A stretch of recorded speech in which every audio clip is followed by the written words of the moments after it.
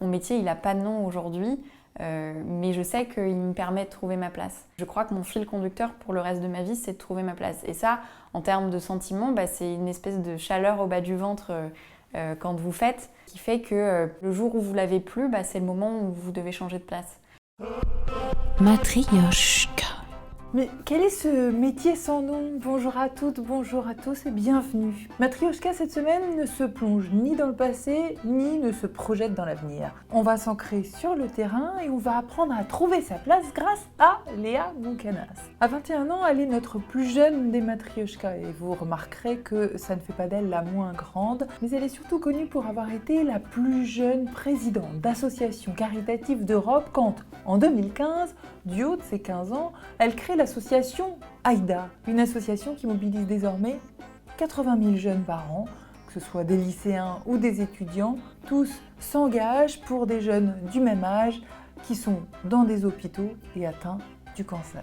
Léa Moukanas a une pensée riche de son action au quotidien et aussi de ses racines franco-libanaises. Elle fait aujourd'hui partie des 10 cofondateurs du Collège citoyen de France, avec entre autres Tania de Montaigne ou JR et d'autres acteurs de la société. Cette nouvelle école prépare les acteurs publics de demain avec cette devise « Changer le monde, ça s'apprend ». Et autant dire que changer le monde, c'est bien son ambition à sa génération Z, à Léa Moukanas.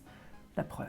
On nous a souvent appelé génération canapé, génération sacrifiée, enfin il y a eu pas mal de noms. Pour moi, on est une génération engagée, on est une génération de terrain. Je pense que c'est vraiment la génération du faire et la génération de si ça n'existe pas, je le fais. Mais c'est pas forcément que je crée quelque chose, mais je le fais en tout cas et je ne m'arrête pas au fait que les choses n'existent pas. Et ça, je pense que c'est très propre de notre génération. Je pense qu'on est une génération qui veut changer le monde aussi. Ouais, vous le sentez vraiment comme ça? Ouais, je pense qu'on est une génération qui veut changer le monde. Je pense qu'on est une génération qui joue beaucoup plus collectif que les générations précédentes. On serait une très bonne équipe de foot. Moi, je pense que si on faisait l'Euro, là, on gagnerait parce que on a une capacité à se faire des passes et à jouer collectif qui est assez étonnante, je trouve. Alors, bien sûr, il y a tout dans une génération, mais je trouve qu'on est quand même dans un écosystème où on a envie que ça marche et on sait que le monde dans lequel on va grandir demain, le monde dans lequel on va élever nos enfants si on en a, ou on va en tout cas grandir. En fait, si on ne se retrousse pas les manches, si on ne se fait pas des passes et si on ne joue pas collectif, on ne va pas y arriver.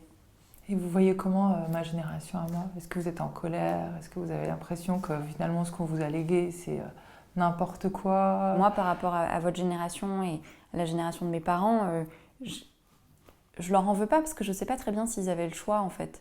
Ils se sont construits dans une société où fallait passer son bac, avoir un métier, avoir des enfants. Et l'objectif, c'était de faire vivre ses enfants. Et ils ne viennent pas forcément, en tout cas mon père, de milieu où ils avaient toutes les cartes en main pour pouvoir le faire. Donc c'était leur façon à eux d'être responsables. Vous, votre façon d'être responsable, elle est différente aujourd'hui? Moi, ma façon d'être responsable, c'est pas d'avoir un métier qui va me permettre d'élever des enfants. C'est peut-être hyper égoïste. Hein. Non, peut-être pas. Mais ma façon d'être responsable, c'est de m'engager pour le monde de demain. Et c'est de faire en sorte que le monde dans lequel je vis moi, mais aussi le monde dans lequel on vit collectivement, soit un meilleur monde où il y a plus de solidarité, où il y a plus d'engagement. Et je pense que c'est une question de responsabilité et que c'était juste pas la même responsabilité pour votre génération que ça l'est pour la nôtre. C'est pas la même conscience du monde qu'on avait. Je sais pas quelle conscience vous aviez à cette époque-là, mais je crois juste que notre état d'urgence n'était pas le même et que votre urgence, c'était fonder une famille, et c'était construire les choses et c'était rentrer aussi peut-être dans... Je suppose qu'être une femme, en tout cas au Liban, à l'époque où ma mère pouvait avoir mon âge, c'était pas aussi libre qu'être une femme aussi aujourd'hui. Et ça pose aussi plein de questions en termes de responsabilité. Est-ce qu'elle a eu une responsabilité ou est-ce qu'elle a eu une pression qui est venue étouffer cette responsabilité ?